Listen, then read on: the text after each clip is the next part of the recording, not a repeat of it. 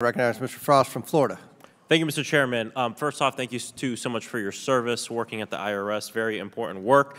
Let's get right into it. Mr. Shapley, you're blowing the whistle today because you feel like the Department of Justice provided preferential treatment to Hunter Biden. Is that correct? That's correct. Yes or no? That's correct. And you believe that Hunter Biden received that preferential treatment because his father is the Democratic President, Joe Biden. Is that correct? I can't conclude why he's receiving the preferential treatment, but that is one conclusion you can come to. Yeah, I mean, it's evident in your deposition that you believe that. Mr. Ziegler, did any of your supervisors explicitly tell you you're not allowed to investigate Hunter Biden because he's the president's son, yes or no?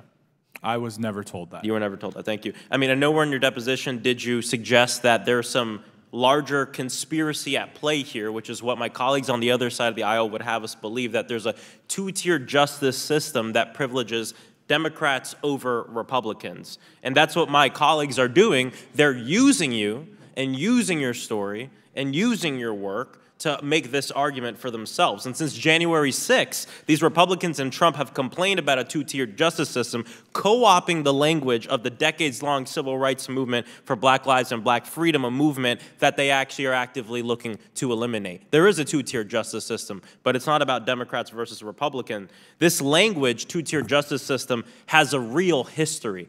It has a real history of Emmett Till.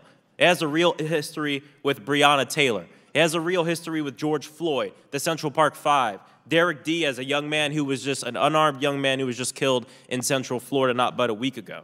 And it has a real history with the Groveland Four Black boys from Central Florida who were falsely accused of kidnapping and sexually assaulting a white woman when they pulled over to help her when the car was broken. The fourth boy, who isn't pictured here, Ernest Thomas, wasn't apprehended initially.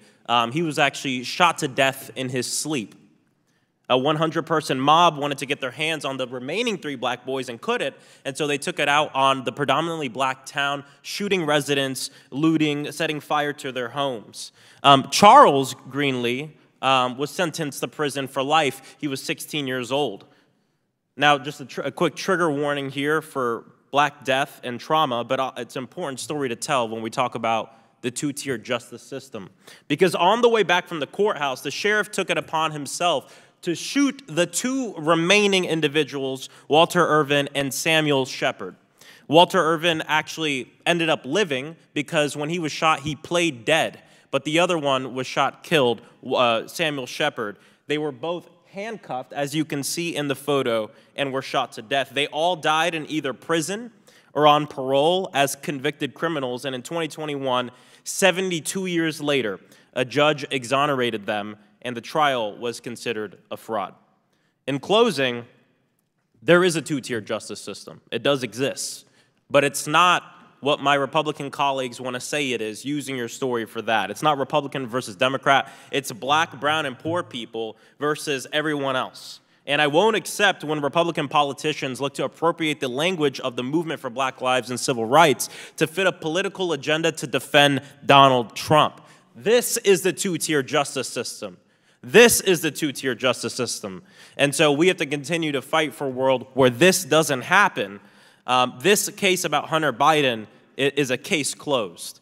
And, I'll close with a question with the chairman. Considering the, quote, falsehoods, abuses, and misrepresentations of sensitive information that you presented here, when we're done with this made-up investigation, are you expecting to be censured by the House? The reason I ask is because it's in line with the logic and actions of the Republican Party here in the 118th Congress. Thank you. And I yield, With the gentleman, yep. I yield to the ranking member. Thank you very kindly.